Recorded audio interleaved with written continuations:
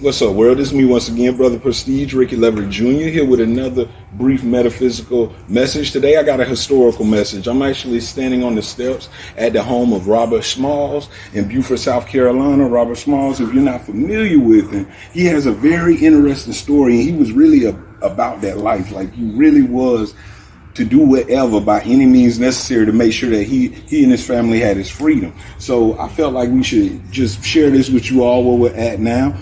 And his story is interesting because once it began, he was born into slavery, as so many at that time in the 1800s were.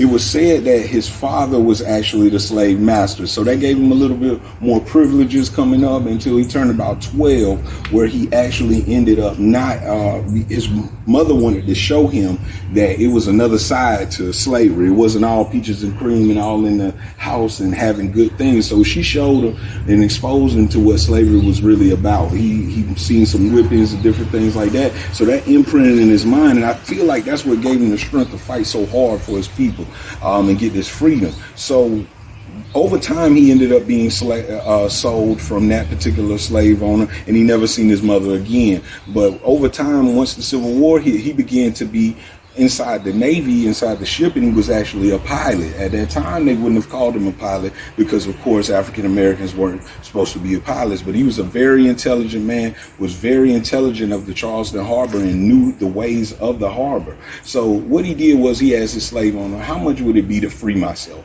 and my family? You know, he had a family at that time. How much would it be? The amount that he said was ridiculous at that time, especially being that he only got paid $1 a week. So it wasn't going to work for him to be able to buy himself into freedom. So what do you do when you can't do it? You make it happen. And that's exactly what he did. So on May 13th, 1862, which happens to be the same date as my birthday, which is May 13th, and that makes it interesting to me as well. On May 13, 1862, he knew that the Confederate soldiers would leave the ships unoccupied at that time. So what he did was, in the wee hours of the night, he snuck onto the boat with 9 other families, and they began to sail. They began to sail to freedom. Now, they had to go through different ports and different forts and things like that, which was even harder. So what he did was, since he was so intellectual and patient with it, he learned the moves of the captain, the signs and signals, to make sure that he could pass through those Confederate spots.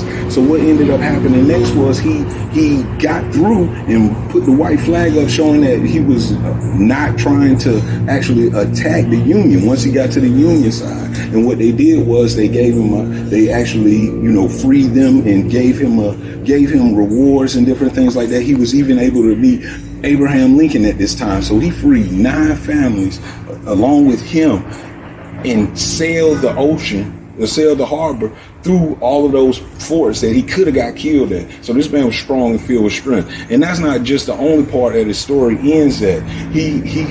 President Lincoln asked him, why did he do it? His one word was freedom. And that became what the Gettysburg Address started with. So this man played a pivotal role in the freedom of slavery just by triggering and popping it off like that. So after that, he continued on with his defiance and fighting for his people and fighting for freedom.